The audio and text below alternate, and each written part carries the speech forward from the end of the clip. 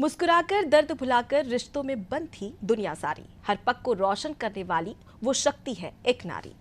नमस्कार, नारी टीवी में आपका बहुत स्वागत है और मैं हूं आपके साथ अनुपमा खोपरे।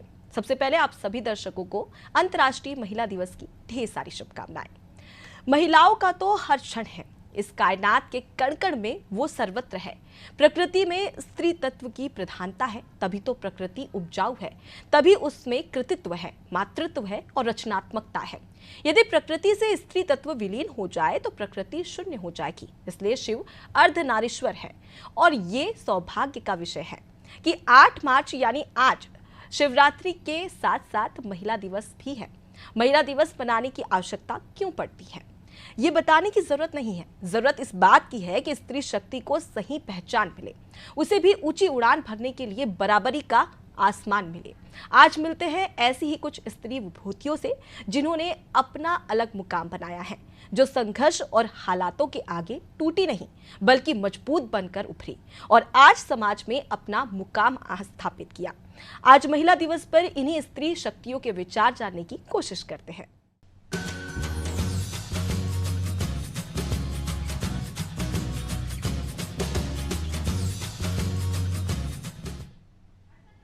जब महिला खुद कोई मुकाम हासिल करने के साथ साथ दुनिया महिलाओं को भी सशक्त और समर्थ बनाए तो वो अलग स्तर पर महिला सशक्तिकरण में योगदान देती है।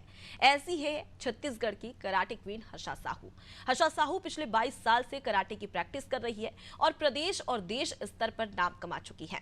स्कूल कॉलेज के दिनों में कराटे की चैंपियन भी रही है। राष्ट्रीय स्तर पर कई मेडल जीत चुकी है और अब बस्तियों में जाकर बच्चियों को निःशुल्क कराटे की ट्रेनिंग दे रही है, उनके आत्मरक्षा के गुण सिखा रही है।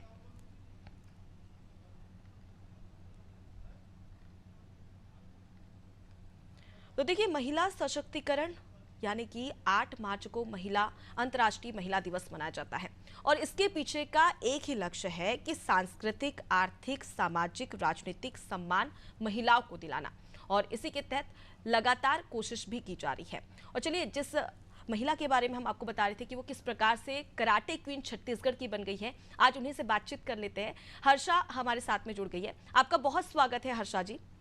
सबसे पहले तो मैं आपसे यही जानना चाहूंगी कि इसकी प्रेरणा आपको कहां से मिली? प्रेरणा तो मुझे मेरे घर वालों से मिली, मेरे पापा से और मेरी मम्मी से मिली। उनको देखकर मुझे लगा कि सीखना चाहिए और ये भी था कि कहीं ना कहीं महिलाओं के साथ जो घटनाएं होती थी तो उसको जब हम सुनते थे न्यूज में, टीवी में, जी तो थोड़ा सा ऐसा लगता था कि ऐसा कुछ सीखना चाहिए जिससे जी हमारे साथ अगर कोई घटना होती है तो हम बच सकते हैं। जी बिल्कुल हर्षा जी, कहीं ना कहीं जिस मुकाम तक आज आप पहुंची है तो कहीं ना कहीं काफ़ी सारी परेशानियों का सामना भी करना पड़ा, कई सारी समस्याएं भी आई होगी। कौन कौन सी ऐसी चुनौती आई होगी आपके सामने जिसकी वजह से आप कहीं ना कहीं आज तो सशक्त है और साथ ही साथ महिलाओं को भी सशक्त बना रही है? चुनौतियां तो देखिए, अगर आप कोई अच्छा कार्य करने जाती हैं तो चुनौतियां तो आती है रास्ते में। जी सबसे बड़ी बात तो मैं एक महिला थी और मैंने एक ऐसे खेल को चुना जो लड़कों के नाम से जाना जाता था। तो क्योंकि हम ऐसे परिवार से थे, साहू समाज से, और जिस मोहल्ले में रहते थे वो एक अलग माहौल था। वहां पर लड़कियों को जब मैं सीखना स्टार्ट की तो पड़ोसी या मोहल्ले वाले ये बोलते थे कि ये क्या सिखा रहे हो, जी लड़कियों को सिलाई कढ़ाई सिखाओ या डांस सिखाओ कि कभी कोई ऐसी अनहोनी होती है तो वो इस चीज को यूज करके अपनी दिनचर्या तो चला पाएंगी या अपना पेट तो भर पाएंगी। कराटे सिखा रहे हो अपने बच्चे को या इस लड़की को कराटे सिखा रहे हो, तो अगर कोई अनहोनी इसके साथ होती है तो क्या वो कराटे से अपना जीवन यापन कर पाएगी? तो जी ऐसे बहुत लोग हंसते थे, कई लोग तो मेरे पेरेंट्स पे मेरे पे हंसते थे। पर ठीक है, कुछ दिन हंसे, कुछ दिन संघर्ष रहा, लेकिन आज जब मैं इस मुकाम पे हूँ तो आप जैसे आप गूगल में सर्च करेंगे हर्षा साहू तो सारी चीजें सामने आ जाती है कि मैंने अभी तक कितना काम किया है। और हर दिन फील्ड पे होती हूँ मैं कहीं ना कहीं, महिलाओं के बीच, कभी बेटियों के बीच, कभी दूसरे शहर, दूसरे स्टेट, यहाँ तक कि मतलब छत्तीसगढ़ के अलावा मुझे दूसरे स्टेट में भी बुलाया जाता है। जी। तो संघर्ष तो रहता है, लेकिन जब इस संघर्ष को पार करके हम आगे बढ़ते हैं तो वही लोग आके हमारे साथ फोटो खिंचवाते हैं और बोलते हैं कि ये हमारे समाज की है, ये हमारे परिवार की है और ये हमारे मोहल्ले की है। तो अच्छा लगता है, क्योंकि कहीं ना कहीं जब आप कुछ कर गुजरते हैं, उसके बाद जब जो रिजल्ट आता है उसके पीछे लोग बोलते हैं ना, जैसे उगते सूरज को लोग सलाम करते हैं। जी। तो जब आप उगने लगते हो, जब आप दिखने लगते हो, तब आपको लोग जब पहचानते हैं, तब सबको लगता है कि नहीं, हम गलत थे उस समय, कि हमने इसको सोचा था, लेकिन आज लड़की कहाँ से कहाँ पहुंच गई, आज इसको इस नाम से जाना जाता है। अच्छा लगता है। संघर्ष तो रहता है, हम कोई भी चीज करते हैं तो चाहे फैमिली हो या कोई भी आपका इंटरेस्ट का चीज है, तो संघर्ष तो आएगा ही। जी और बिल्कुल। और बहुत सारे वो संघर्ष ये भी आए हुए कहा हैं। जाता है हर्षा जी कई बार कि आपके करने पर कोई अगर सवाल उठाता है और आपकी जब मेहनत लगती है तो कहीं ना कहीं उनको एक जवाब भी मिल जाता है और फिर उसके बाद में प्रशंसाएं तो लगातार होती ही रहती है। लेकिन सबसे ज़्यादा चुनौती तब होती है जब एक महिला की शादी हो जाती है और उसके बाद में अपने प्रोफेशन को कंटिन्यू रखना।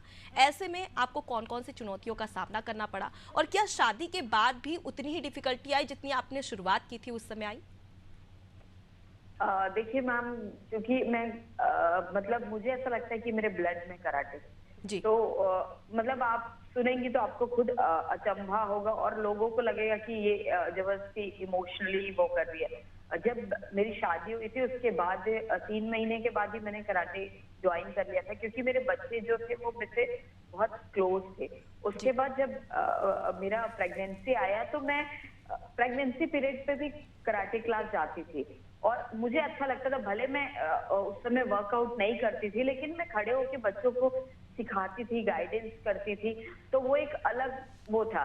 और जिससे क्योंकि मैं मैदान पे थी, इसलिए आज मेरा बच्चा भी बहुत स्ट्रांग है और मतलब खेल कूद में चाहे उसकी बॉडी लैंग्वेज हो, वो बहुत अच्छा, उसका शारीरिक जो स्वरूप है वो बहुत अच्छा है और बहुत एक्टिव है। मतलब कोई भी गेम अगर उसको हम कराते हैं तो बहुत अच्छे से करता है और वो बहुत अच्छा ड्राइंग, पेंटिंग भी करता है। तो बोलते हैं ना कि दो क्या पालने में बच्चे के वो दिखने लगते हैं, ऐसा कुछ एक कहावत है। तो वैसे ही होता है। बस ये है कि मुझे कराटे के क्षेत्र में रहना, मतलब जब अगर मैं बताऊं कि जब मेरी शादी होने वाली थी और मेरा लगन पूजा था, उस दिन मैं कराटे टूर्नामेंट में बैठ के रेफरशिप कर रही थी। तो जो हमारे अध्यक्ष जी थे उन्होंने कहा कि 4 बजे तेरा लगन है, अब तो चले जा। तो मतलब बोलते हैं कि इसको बोलते हैं जुनून, इसको बोलते हैं कि अपने काम के प्रति ईमानदारी। तो मतलब मेरे को कराटे के अलावा कुछ सूझता नहीं था उस समय। आज भी ऐसा है कि लोग मुझे नौकरी मिली है सिर्फ कराटे खेल से। शहीद राजीव पांडे खेल अलंकरण पुरस्कार से छत्तीसगढ़ ने मुझे सम्मानित भी किया और उसके बाद उत्कृष्ट खिलाड़ी घोषित करते हुए आज मैं मंत्रालय जैसी जगह पर कार्यरत हूँ।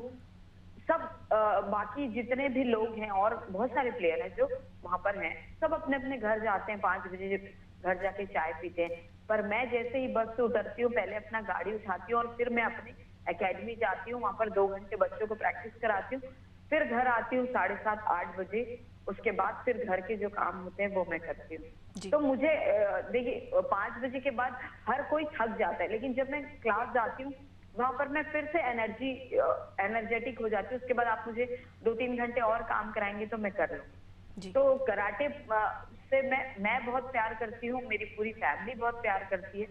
हम लोग कराटे के क्षेत्र में इतने सालों से लगे हो और मुझे ऐसा लगता है कि मैं जब तक इस दुनिया में हूँ तो इस फील्ड पे काम मैं करूंगी और मुझे इससे ही जुड़े रहना है। जी बिल्कुल हर्षा जी। और वो कहा भी जाता है कि अपने सपनों को पूरा करने के लिए कुछ हो ना हो आपके पास में, लेकिन एक जुनून होना चाहिए और शायद यही वजह है कि वो आपके अंदर था और जिसकी वजह से आज आप यहाँ पर हैं। उम्मीद करते हैं कि आगे भी आप इसी तरीके से महिलाओं को आत्मरक्षा के गुर सिखाते रहे और महिला सशक्तिकरण की जो बात की जाती है वो कहीं ना कहीं पूरी होती हुई नजर आएगी। फिलहाल के लिए बहुत शुक्रिया हमसे बातचीत करने के लिए। तो देखिए हर्षा जी हमारे साथ में जुड़ी हुई थी, उनकी स्टोरी हमने आपको बताई। ऐसी ही एक और महिला है जिसके बारे में आपको बताते हैं। विश्व महिला दिवस पर मिलते हैं डॉक्टर सुधा मलिया से। जिन्होंने अपनी अलग पहचान बनाई, राजनीति, कला, शिक्षा, अध्यात्म के क्षेत्र में परचम फहराया। विपरीत परिस्थितियों में अपनी जुझारू क्षमता से महिला उद्यमी के रूप में सफल हुई। डॉक्टर मलैया का कहना है कि महिला अमीर हो या गरीब, पढ़ी लिखी हो या पढ़ी लिखी ना हो, लेकिन यदि वो संकल्पित है अपने भविष्य को लेकर, अपने सपनों को साकार करने को लेकर, तो फिर उसे हमेशा अपने सपनों को साकार करने के लिए हर मुसीबत से लड़कर हर परिस्थिति में आगे बढ़ते रहना चाहिए। बुंदेलखंड में शिक्षा के क्षेत्र में अहम योगदान दे रही डॉक्टर सुधा मलैया ने विश्व महिला दिवस पर सभी महिलाओं को सबल और आत्मनिर्भर होने की सलाह दी है।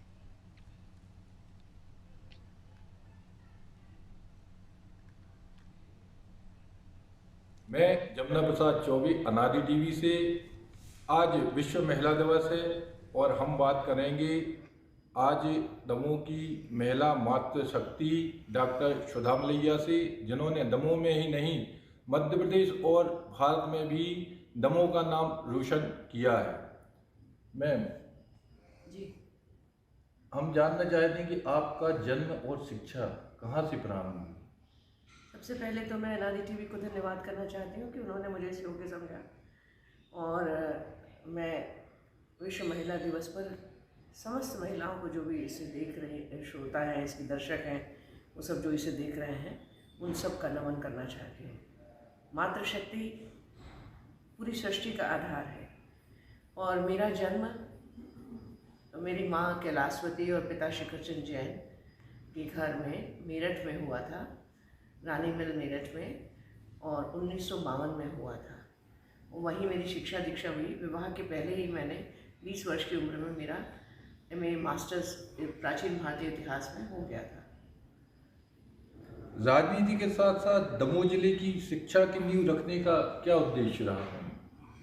शिक्षा के प्रति मेरा शुरू से ही आग्रह रहा है, और जब मेरी शादी को 2-3 साल ही हुए थे, तभी मैंने अपने पिताजी से, ससुर जी से कहा था कि मुझे पढ़ाने जाना है। मैं मान सेवी शिक्षक के रूप में मैंने कमला नेहरू गर्ल्स डिग्री कॉलेज में पढ़ाया अभी 75 में। तो मेरी शादी को 2 ही साल हुए थे, और मुझे लगा कि घर में बैठकर अकेले मैं क्या करूँगी और अपनी शिक्षा का मैं उपयोग करूँ। तो जब मैं वहाँ गई तो वहाँ पर एक शिक्षक, वो जो उसकी प्राचार्य थी कमला तारा शर्मा जी, उन्होंने उस समय वो मैंने देखा कि किस प्रकार से जैन शिक्षा समिति उसको चला रही है। पता नहीं, शायद कभी नींव पड़ गई हो, मन में बीज पड़ गया हो कि अपना कॉलेज खोलें। ये अवसर तब आया कि यहाँ की गोडाउन, जब विजय ऑयल मिल बंद हो गई थी हमारी यहाँ पे, तो गोडाउन्स खाली पड़े थे, मिल का कैंपस भी पूरा खाली पड़ा था, और तेंदुपत्ता की गोदामें थी इन लोगों के पास। तो मुझे लगा कि यहाँ पर कॉलेज खोलना अच्छा होगा या स्कूल खोलना अच्छा होगा। मेरा मन था कि एक अच्छा स्कूल ऐसा खोला जाए जिससे कि कॉन्वेंट में बच्चे एजुकेशन ना लें ज़्यादा, और अपने भारतीय संस्कृति के अनुरूप शिक्षा लें। तो एक अंग्रेज़ी माध्यम का सरस्वती शिशु मंदिर के पैटर्न पर एक स्कूल खोलने का इरादा था, लेकिन उस समय स्कूल नहीं खुल के कॉलेज खोल लिया किन्हीं कारणवश, परिस्थितियोंवश। और सबसे पहले ओजस्विनी उत्कृष्टता महाविद्यालय की नींव रखी 2001 में। तो उन दिनों मैं थोड़ा फ्री भी हो गई थी, मैं राजनीति में आ गई थी। 91 में मैं आ गई थी। मैं महिला मोर्चा की प्रदेश महामंत्री बनी सबसे पहले, और उसके बाद फिर मैं प्रदेश उपाध्यक्ष भी बनी, और फिर प्रदेशाध्यक्ष बनी मैं 1998 में। तो 1998 से 2000 तक मैं महिला मोर्चा की, भारतीय जनता पार्टी की मध्य प्रदेश की प्रदेशाध्यक्ष थी। तो उस समय जब मैं उससे फ्री हुई, तो उस समय मेरे पास थोड़ा समय था, 1-2 साल का खाली था। मैं राजनीति में, मेरा कोई ऐसा विशेष दायित्व तो नहीं था, तो इसलिए मैंने उस समय सोचा कि ये अपने गोडाउन्स खाली पड़े हैं, कैंपस खाली पड़ा है। और क्योंकि मेरे पिताजी, ये ससुर जी जो थे, उन्होंने ही दमोह में PG कॉलेज की नींव रखी थी। कांटों भरी राह पर चलना पड़ेगा आपको, बने है सूरज तो आग में जलना भी पड़ेगा। महिला तो सूरज है, आग में जलते हुए भी सबको रोशनी देती है। ये बात और है कि कहते ज़रूर है हमारे देश में कि यत्र नारीस्तु पूजन्ते तत्र रमन्ते देवता, लेकिन बहुत कम घरों में ऐसा है अभी भी कि जो सम्मान उसको दिया जाना चाहिए, उसकी भावनाओं का सम्मान किया जाना चाहिए, उसके वो बहुत कम होता है। तो लेकिन अगर ये होने लगे तो भारत वास्तव में वह हो जाए, सोने की चिड़िया हो जाए जो भारत देखता है, सोचता है आज होने का। विश्व महिला दिवस पर हमारे साथ खास बातचीत डॉक्टर सुधा बलैया जी, जो कि पूर्व में राष्ट्रीय महिला आयोग की अध्यक्ष रहीं, सदस्य रहीं और पूर्व भारतीय जनता पार्टी की सहसचिव, राष्ट्रीय सचिव, और जमुना प्रसाद चौबे, अनारी टीवी।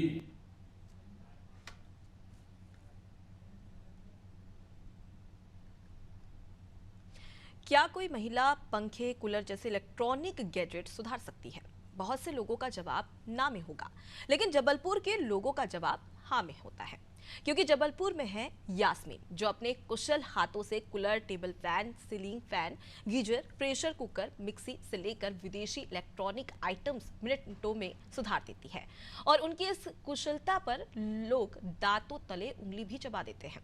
जो क्षेत्र में पुरुषों का वर्चस्व है, वहां यास्मीन ने अपनी पहचान स्थापित की है। 7 इयर्स की एज से मैं ये वर्कशॉप में हूँ। ये हमारा वर्कशॉप जो है 65 इयर्स ओल्ड है और ये टेक्निकल काम में मेरे को बहुत इंटरेस्ट था, तो बचपन से ही कर रही हूँ मैं।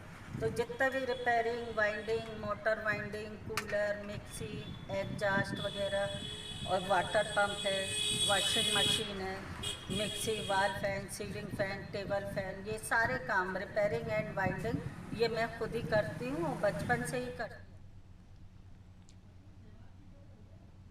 भिंड की अंजलि हाई जंप से लेकर डिस्कस थ्रू शॉर्ट पुट में गोल्ड मेडल हासिल कर चुकी हैं और अब वाटर स्पोर्ट्स के दूसरे सबसे खतरनाक खेल राइड में भी नेशनल मेडलिस्ट बन चुकी है। बोट की मदद से पानी पर अपना भविष्य लिख रही अंजलि शिवहरे ने हाल ही में हुए नेशनल गेम्स में मध्य प्रदेश की तरफ से खेलते हुए वाटर स्पोर्ट्स को राइडिंग गेम में डबल्स में ब्रॉन्ज मेडल हासिल किया है। अंजलि कहती है कि वैसे तो वाटर स्पोर्ट्स बहुत खतरनाक होते हैं, लेकिन खतरों में मजा भी अलग है। युवाओं को सही दिशा मिल जाए तो वे कुछ भी कर सकते हैं। यही सोच अंजलि की भी है। वे बचपन से ही कुछ अलग करना चाहती थी, समाज में साबित करना चाहती थी कि वे लड़की है तो क्या हुआ, वो जो ठान लेगी करके दिखाएगी। हमारे पास 9th क्लास में आई थी, ग्रीष्मकालीन शिविर मैं चलाता हूँ उसमें, और अंजलि शिवहरे ने सबसे पहले मुझसे ये कहा था कि सर मैं आप पे स्पोर्ट्स सीखना चाहती हूँ, आपका नाम रोशन करूँगी, मुझे अपने स्कूल में एडमिशन भी दे दें। और चूँकि पारिवारिक स्थिति आर्थिक रूप से उतनी सक्षमता नहीं थी, तो मैंने अंजलि को एक ये दिया चैलेंज कि आप मेडल ला करके दो और हम आपके साथ खड़े रहेंगे। और अंजलि ने निराश नहीं किया। स्टार्टिंग से ही एथलेटिक्स में, कराटे में, ताइक्वांडो में, वॉलीबॉल में, जिस खेल में भेजा उसने मेडल ला के दिया। भिंड की ब्रांड एम्बेसडर रही। इलैया सर के टाइम में कई बालिकाओं को हमारे साथ प्रशिक्षित किया। फिर मुझे वाटर स्पोर्ट्स इलैया सर के टाइम पर करने का अवसर मिला गौरी सरोवर पर, और वहाँ पर अंजलि ने रोइंग कैनोइंग की शुरुआत की। कैनोइंग को जब मैं राष्ट्रीय लेवल पे खेल हुआ यहाँ पे, तो उसका फिर यहाँ भारत सरकार का यहाँ ध्यान गया भिंड पे। मध्य प्रदेश गवर्नमेंट से captain Arjun awardee Dalvir sir यहाँ पे बच्चों को सिलेक्ट करने आए, उसमें अंजलि सिलेक्ट हुई। चूँकि इनके माँ बाप भेजना नहीं चाहते थे, तो मैंने अपनी बेटी को कि भिंड से कोई बेटी पहले तो जाए जो भिंड से शहर से बाहर रहे, स्पोर्ट्स के क्षेत्र में मैंने भेजा। परिणाम सुखद आए। मेरी बच्ची ने भी इंडिया में गोल्ड लिया, श्रेया यादव ने, और इसने भी मेडल लेना शुरू किए, और आज ये लड़कियों के लिए प्रेरणा स्रोत है। मैं चाहता हूँ कि भिंड के जिस स्वरूप को पहचाना जाता है उससे विपरीत भिंड का स्वरूप है। भिंड बहुत चंबल की जो ताकत है वो पूरे विश्व में सबसे विशेष ताकत है। सही दिशा की जरूरत है, तो हमारे कार्य को आगे ये बच्चे ही पहुंचाएंगे। आज हम अनादि टीवी में ऐसी एक भिंड की बेटी से बात करेंगे जिनका संघर्ष खेलों में, विभिन्न खेलों में कई मेडल जिन्होंने लिए, चाहे गोल्ड मेडल की बात करें या सिल्वर मेडल की बात करें, जहां इन्होंने किशोरी स्पोर्ट क्लब से खेलों की 2015 से शुरुआत की और लगातार विभिन्न खेलों में आगे बढ़ती गई, और आज 2024 में अब वो ITBP में सेवा देंगी। तो ऐसे में आज हम उनसे जानेंगे कि उनके खेलों में किसका योगदान रहा, खेलों में कहाँ से उन्होंने शुरुआत की। पहले तो अंजलि शिवहरे, आपका अनादि टीवी में बहुत बहुत स्वागत है। धन्यवाद। आप बताइए, आपने खेलों में कहाँ से शुरुआत की और किसका योगदान रहा? मेरा नाम अंजलि शिवहरे है। मैं किशोरी पब्लिक स्कूल की छात्रा एवं किशोरी स्पोर्ट्स क्लब की खिलाड़ी रही हूँ। मैंने 2019 में मध्य प्रदेश खेल एकेडमी भोपाल में ज्वाइनिंग किया है, और वहाँ पे जाके मैंने वाटर स्पोर्ट्स रोइंग शुरू किया है। पहले मैं यहाँ पे भिंड में karate, athletics, taekwondo, volleyball, canoe kayak, बहुत विभिन्न खेल खेले हैं मैंने। फिर यहाँ पे राधे गोपाल यादव सर हैं हमारे कोच, वो नया खेल लेके आए जो कि गौरी में होता है, कैनो कयाक, जिसके द्वारा मेरी शुरुआत हुई। पहले मैंने कैनो कयाक किया काफ़ी टाइम तक, फिर यहाँ पे ट्रायल टेस्ट हुए तो राधे सर ने बोला कि देखो क्या पता हो जाए सिलेक्शन। तो मैंने ट्रायल दिया, टेस्ट दिया, उसमें मेरा सिलेक्शन हुआ। फिर भोपाल के लिए जाने का हो गया कि भोपाल में जाना है, तो मेरी घर वाले नहीं मान रहे थे कि मैं भोपाल जाके करूं, अकेले रहूं, क्योंकि मेरे पूरे परिवार से कोई भी लड़की कभी बाहर नहीं गई थी, तो मैं वो पहली लड़की थी। पर मेरी माँ का सपोर्ट था और मेरे सर का सपोर्ट था, तो सर ने बोला कि मैं अपनी बेटी को भेजूँगा, तो उन्होंने अपनी बेटी श्रेया को भेजा। फिर हम दोनों वहाँ पे भोपाल गए, हमारा गेम शुरू हुआ। तो 2019 से हमने शुरुआत की, फिर उसकी तबीयत ख़राब हो गई तो वो वापस आ गई, पर मैं अकेली रह गई थी, पर मैंने कंटिन्यू किया। उसके बाद 2020 में कोविड और 2021 में कोरोना की वजह से मेरा कोई गेम नहीं हो पाया। 2022 में मेरी खेलने की शुरुआत हुई, 2019 से 22 तक मेरी जर्नी चलती रही। तो यह थी हमारे साथ भिंड की बेटी अंजलि शिवरे, जिनका संघर्ष बहुत ही रहा, जिन्होंने विभिन्न खेलों में अपना योगदान दिया और लगातार खेलों में ऊंचाइयां बढ़ाती रहीं और 2024 में ITBP अब ज्वाइन करेंगी और देश के लिए खेलेंगी और उनका कहना है हम देश के लिए भी गोल्ड मेडल और मेडल लेकर आएंगे। भिंड से अनादि टीवी के लिए अखिलेश बघेल की रिपोर्ट। तो अंजलि की ऊंची उड़ान की क्या है कहानी, आज उन्हीं की जुबानी जान लेते हैं। खुद अंजलि आज हमारे साथ में मौजूद है। अंजलि, बहुत स्वागत है आपका अनादि टीवी में। सबसे पहला सवाल तो मेरा आपसे यही है कि एक समय था जब महिलाओं को हाउसवाइफ, डॉक्टर या फिर उसके अलावा टीचर्स, इसके अलावा और दूसरी फील्ड में नहीं देखा जाता था, लेकिन महिलाओं ने लोगों की सोच बदली और आज हर एक फील्ड में महिला बहुत अच्छा काम कर रही है। फिलहाल अगर स्पोर्ट्स की बात करें तो इसे आप किस तरीके से देखती है और स्पोर्ट्स में महिलाओं की भूमिका किस प्रकार से है?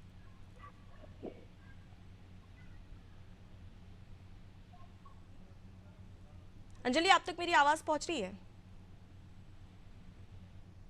अंजलि, आप मुझे सुन पा रही है? तो देखिए, तकनीकी खामी की वजह से अंजलि से हमारा संपर्क नहीं हो पा रहा, लेकिन कोशिश करेंगे एक बार फिर से संपर्क करने की और जानेंगे कि आखिर उनकी कहानी क्या है। तो अंजलि का रुख कर लेते हैं। अंजलि, फिलहाल अगर हम स्पोर्ट्स की बात करें तो स्पोर्ट्स में महिलाओं की भूमिका को लेकर आप क्या सोचती हैं? मैं महिलाओं की भूमिका को लेकर मैं ये चाहती हूँ कि महिलाएं जितना ज्यादा हो सके आगे बढ़े जी, इक्वलिटी ले, मेल्स के बराबर आए।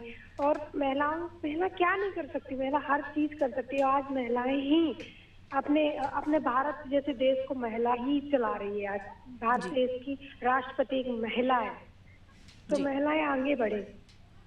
जी, फिलहाल अंजलि, हमने देखा, आपकी स्टोरी भी देखी, कहानी भी सुनी, जिसमें कई सारी परेशानियों के बारे में जिक्र किया गया था। सबसे पहले कि जब आपने इस फील्ड को चूज किया तो आपके माता पिता काफ़ी ज़्यादा परेशान थे। उन्होंने साफ तौर पर इनकार कर दिया था कि हम आगे इन्हें खेल के लिए आगे नहीं भेजेंगे। लेकिन उसके बाद ऐसे क्या क्या चुनौतियाँ देखने को मिली और साथ ही आपने अपने माता पिता को इस खेल के लिए और इस फील्ड के लिए कैसे मनाया? जैसा कि चुनौतियां तो हर किसी के जीवन में आती है, मेरे जीवन में भी आई हैं, क्योंकि मैं एक मध्यम परिवार से बिलोंग करती हूँ। परंतु ये था कि मेरी माँ बहुत समझदार थी, उन्होंने मुझे हमेशा सपोर्ट किया। माँ का सपोर्ट मुझे हमेशा था। फैमिली का सपोर्ट उनकी वजह से आया, क्योंकि मेरी माँ ने मेरे पर भरोसा किया, बिलीव किया कि मैं कुछ कर सकती हूँ। तब जाके मेरी फैमिली ने उनकी बात पे सपोर्ट किया मुझे और आगे बढ़ने को भेजा। पर इसमें बहुत सारे लोगों का सपोर्ट है। मेरे कोच का बहुत बड़ा हाथ है कि आज मैं जहाँ पहुँची हूँ या आगे भविष्य में कहीं पहुँचूंगी, उसमें मेरे कोच राधे गोपाल यादव का बहुत बड़ा, मैं उनको बहुत मानती हूँ कि उन्होंने मुझे इतना सपोर्ट किया, उनकी वजह से मैं कहीं पहुँच पाई हूँ। जी बिल्कुल अंजलि, और समझा भी जा सकता है क्योंकि जब आप सपने देखते हैं तो कई सारी कठिनाइयां भी सामने आती है और इसी दौरान अगर एक दो व्यक्ति अगर हमें सपोर्ट करने वाले मिल जाते हैं तो कहीं ना कहीं एक मनोबल भी मिलता है। फिलहाल के लिए बहुत शुक्रिया हमसे बातचीत करने के लिए। तो देखिए, भिंड से अंजलि हमारे साथ में जुड़ी थी, जिनको आपने सुना, उनकी कहानी जो थी वो भी आपने सुनी। तो ऐसी कई सारी महिलाएं हैं जो कि अलग अलग फील्ड में अपना नाम कमा रही है और अपना काम भी दिखा रही है। वो कहते हैं ना कि मंजिल उन्हीं को मिलती है जिनके सपनों में जान होती है। पंखों में क्या रखा है, हौसलों से उड़ान होती है। और इसी हौसले के साथ में मैं आपसे लेती हूँ इजाजत। देखते रहिए नादी टीवी। नमस्कार।